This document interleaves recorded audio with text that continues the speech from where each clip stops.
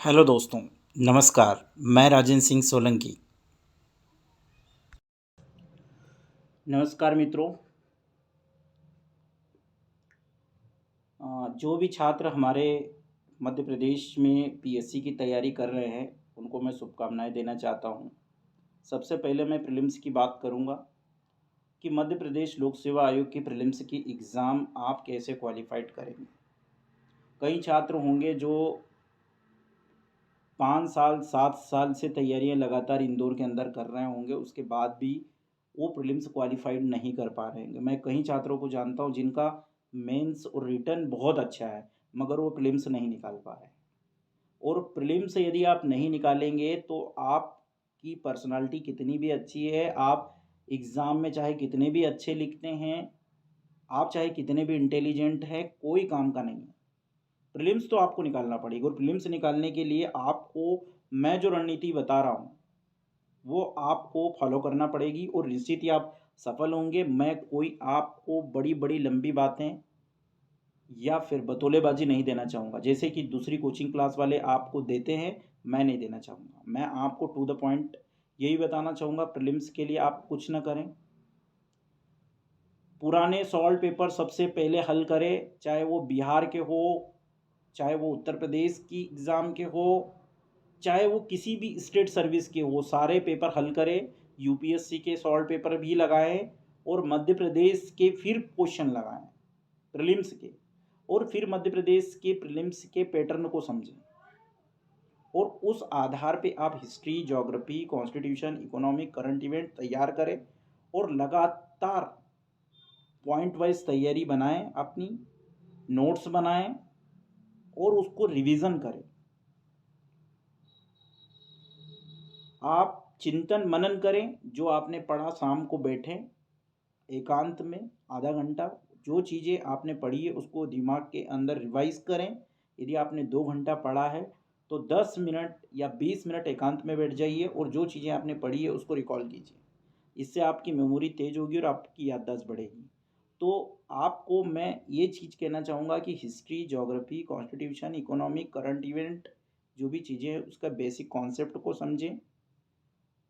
Factual जानकारी MPPSC में ज़्यादा पूछते हैं, उसे आप ध्यान रखें। मध्य प्रदेश से क्वेश्चन ज़्यादा आते हैं, संविधान से क्वेश्चन पूछे जाते हैं, उसे आप अच्छे से तैयार करें, और सॉल्व पेपर ज़्यादा से ज़्यादा लगाएं, और लगातार प्रैक्टिस करें।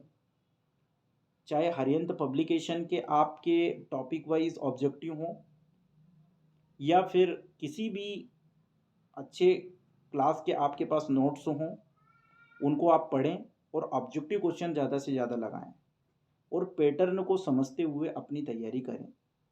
जैसे मध्य प्रदेश में मैं बात करूंगा कि मध्य प्रदेश में क्वेश्चन पूछने का जो ट्रेंड है वो बिल्कुल डिफरेंट और इजी है, उसे आप इजीली समझ सकते हैं। और समझने के बाद उस पैटर्न पे आप तैयारी करें तो निश्चित ही आपको सफलता मिलेगी। और एप्टीट्यूड के पेपर में सिर्फ 40 मार्क्स लाना है, तो वो आप ला सकते हैं। और 40 मार्क्स यदि आप ले आते हैं, 40 क्वेश्चन आप कर लेते हैं, तो आपका सेकंड पेपर कंप्लीट हो जाता है। और जो पहला पेपर है 100, उसमें से आप 80 एबव क्वेश्चन आपको करना पड़ेगा, तब जाके आप क्वालिफाइड होंगे। यदि आप 85 क्वेश्चन सॉल्व कर लेते हैं तो निश्चित आप किसी भी कैटेगरी में आते हैं, आप सफल हो जाएंगे। और मैं जनरल कैटेगरी के बारे में बात कर रहा हूँ कि जनरल कैटेगरी में आपको 80 से एबव चलना ही पड़ेगा।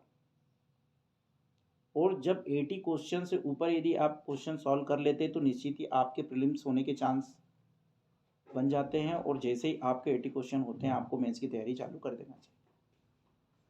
और मेंस की तैयारी के लिए आपको जो आपने प्रीलिम्स में तैयारी करी है उसको आपको डिस्क्रिप्टिव बनाना है, और डिस्क्रिप्टिव बना के आपको जो आपका सिलेबस है उसके हिसाब से अपने नोट्स तैयार करने पड़ेंगे। और एग्ज़ाम जो मेंस होता है उसमें जो 6 पेपर होते हैं उनके पैटर्न को एक बार आपको देखना है, समझना है, और उस आधार पर आपको आपके नोट्स तैयार करना है, बार बार रिवाइज करना है। और डेली लिख कर देखना है। जो भी प्रश्न आपने पढ़ा उसे लिख कर देखें। जितना एग्ज़ाम में आप लिखेंगे उतना ही ज़्यादा फ़ायदे में रहेंगे, क्योंकि रिटन एग्ज़ाम से ही आपको पोस्ट मिलती है। प्रीलिम्स सिर्फ क्वालिफाइड है, क्वालिफाइड हो गए उसके बाद आपको मेंस में 6 पेपर ही आपका स्कोर तैयार करेंगे। उसके बाद यदि आप मेंस क्लियर कर लेते हैं तब आपका इंटरव्यू आता है, और यदि आपका मेंस अच्छा गया है तो इंटरव्यू उतना मायने नहीं रखेगा। और इंटरव्यू भी आपका अच्छा जाएगा यदि आपने प्रीलिम्स और मेंस की तैयारी करी है और आपका व्यक्तित्व है और आपकी पर्सनालिटी है, तो निश्चित ही आपको वो नंबर देंगे और आप सफल होंगे।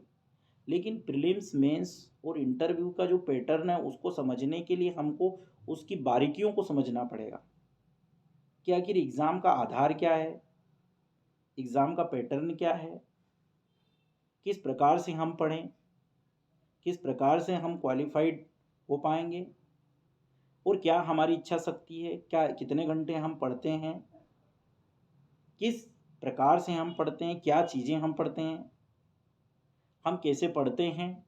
ये बहुत सारी चीज़ें मैटर करती है। और पीएससी के एग्ज़ाम में आपको हो सकता है कि आर्थिक तंगियां भी आपके पास आपके पास खाने पीने का अभाव हो सकता है कि आपके पास कपड़े लत्ते की प्रॉब्लम हो सकता है कि आपके पास किताबों का अभाव हो।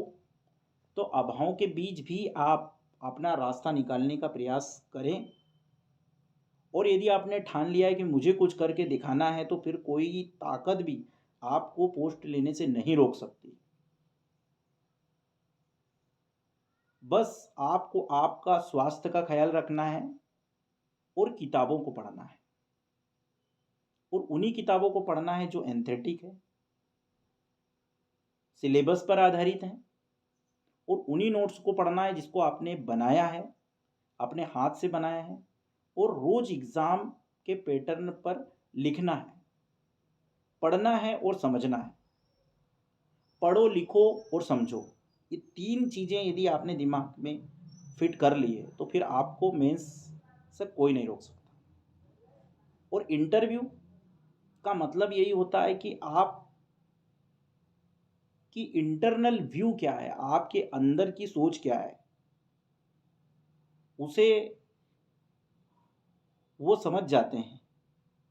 इंटरव्यू बोर्ड में बैठे हुए व्यक्ति समझ जाते हैं कि आपकी योग्यता, आपकी क्षमता क्या है, आप किस प्रकार के इंसान हैं, उसके बाद आपका चयन होता है। तो दोस्तों, अधिक जानकारी के लिए आप मुझसे संपर्क कर सकते हैं, मैं आपकी मदद करूंगा। और समय का अभाव, थोड़ा सा बहुत सारी चीज़ें मैं आपको नहीं बता पाया हूँ, लेकिन मैं वादा करता हूँ कि जल्द ही आपके लिए बहुत अच्छे वीडियो, बहुत अच्छी सीरीज़ लेकर आऊँगा। आपको किसी भी प्रकार के नोट्स की, किसी भी प्रकार के मार्गदर्शन की, किसी भी प्रकार के काउंसलिंग की आवश्यकता है तो मेरे दरवाजे हमेशा खुले हैं। मैं राजेंद्र सिंह सोलंकी, मध्य प्रदेश लोक सेवा आयोग की परीक्षा 2015 में महिला बाल विकास विभाग में परियोजना अधिकारी के तौर पर सिलेक्ट हो चुका हूँ, और खंडवा ज़िले में अभी कार्यरत हूँ। और बच्चों को पढ़ाना मेरी हॉबी है, बच्चों को मार्गदर्शन करना मेरी हॉबी है, और मैंने लगातार 15 साल तक इंदौर के अंदर बच्चों का मार्गदर्शन किया है, जहाँ से बहुत सारे बच्चे एग्ज़ामों में सेलेक्ट हुए हैं। मैं चाहता हूँ कि मेरे पास जो ज्ञान है, मेरे पास जो है, वो मैं अपने प्रदेश के, देश के बच्चों को बताऊँ, ताकि उन्हें फ़ायदा मिले और वो अपने जीवन में कुछ कर सके। तो मैं अपने आप को धन्य समझूंगा। इसी के साथ मैं अपनी वाणी को विराम देना चाहूँगा। जय हिंद, जय भारत।